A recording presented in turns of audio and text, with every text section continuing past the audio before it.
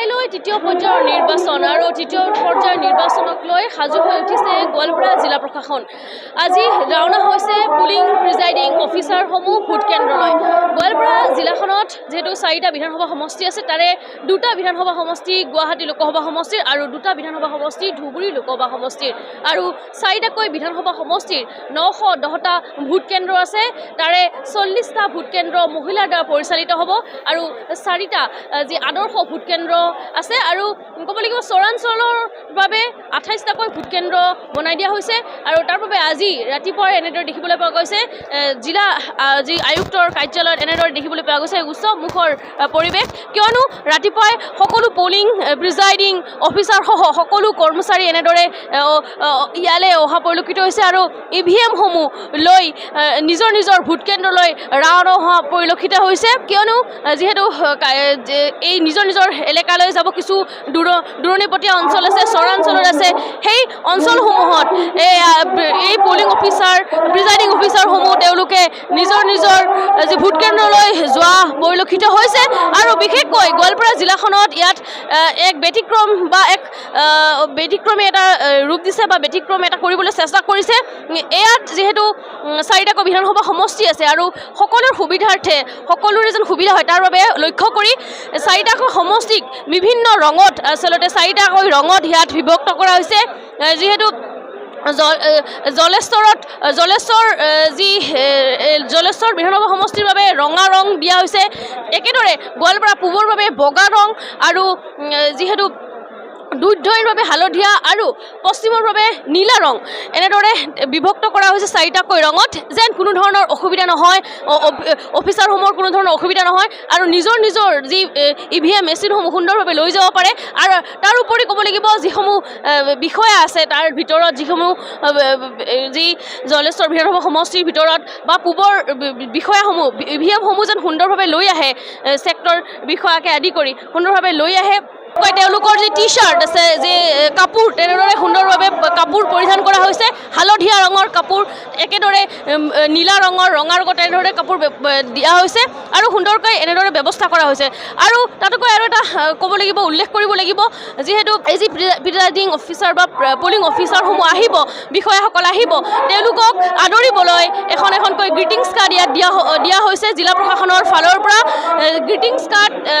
Greetings কাৰ্ডেৰে তেওঁলোকক সম্ভাষণ জনোৱা হৈছে যেন আজিৰ দিনটো তেওঁলোকৰ শুভ হয়, তাৰ বাবে এনেদৰে ভোট সম্পৰ্কীয় তাত বাৰ্তা দিয়া হৈছে এনেদৰে। আৰু এই যি কাৰ্ডসমূহ বনাইছে কোনো ধৰণৰ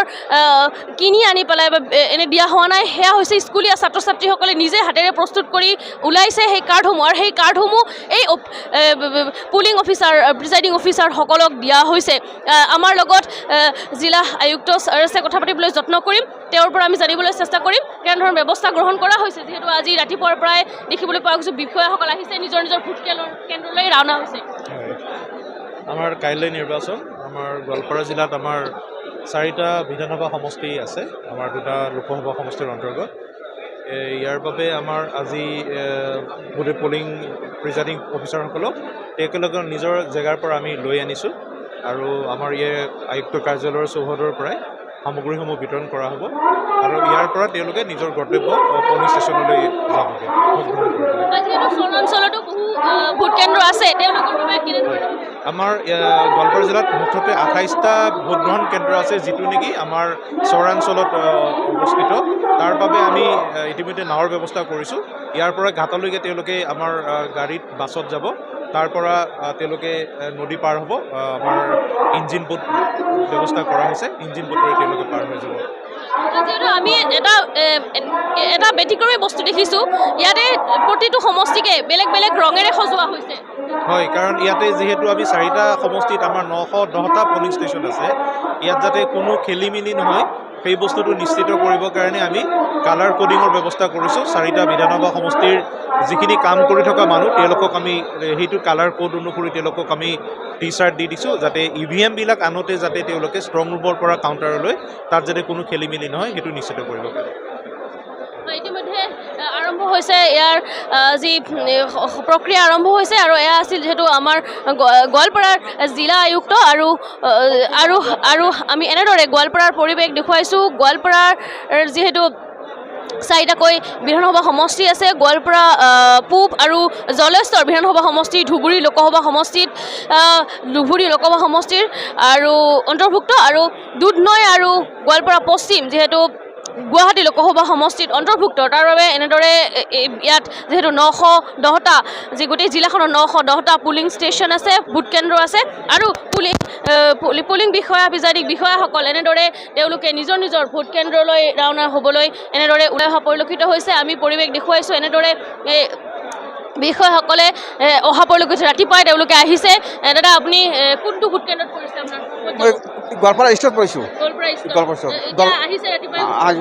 সম্পূৰ্ণৰূপে সাজু আগৰ পৰা সাজু কি ক'ব দাদা কোনটো ভোট কেন্দ্ৰত পৰিছে দলগুমা হাইস্কুলত পৰিছে গোৱালপাৰা ষ্টত 14 গোৱালপাৰা ষ্টত পৰিছে এতিয়া আপোনালোকে যাব ওলাইছে যাব ওলাইছোঁ আৰু মেটেৰিয়েল কালেক্ট কৰি আমি লাহেকৈ যাম আৰু ইয়াৰ পৰা কোনটো কিহত পৰিছে আপোনাৰ ক'লে 14 গোৱালপাৰা ষ্টত পৰিছে হয় দাদা আপোনাৰ ক'ত পৰিছে মোৰ এই পাচিংপাৰা পৰিছে হয় আহিছে ৰাতিপুৱাই ওলাই আহিছে চবে আহিছে আজি এটা শুভ দিন ভাল সকলোৱে ওলাইছে ওলাইছে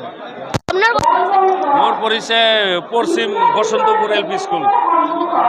এতিয়া ৰাতিপুৱাই আহিছে ওলাই ৰাতিপুৱা 5টাত ওলাইছোঁ ঘৰৰ পৰা এনেদৰে পুলিং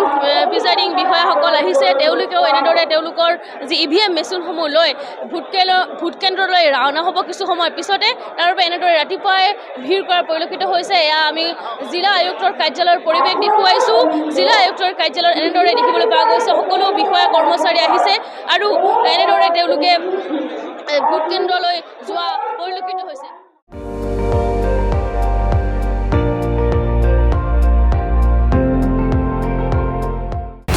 আপুনি চাই আছে ND24 সৰ্বশ্ৰেষ্ঠ নহয় সৰ্বোত্তমৰ দৌৰত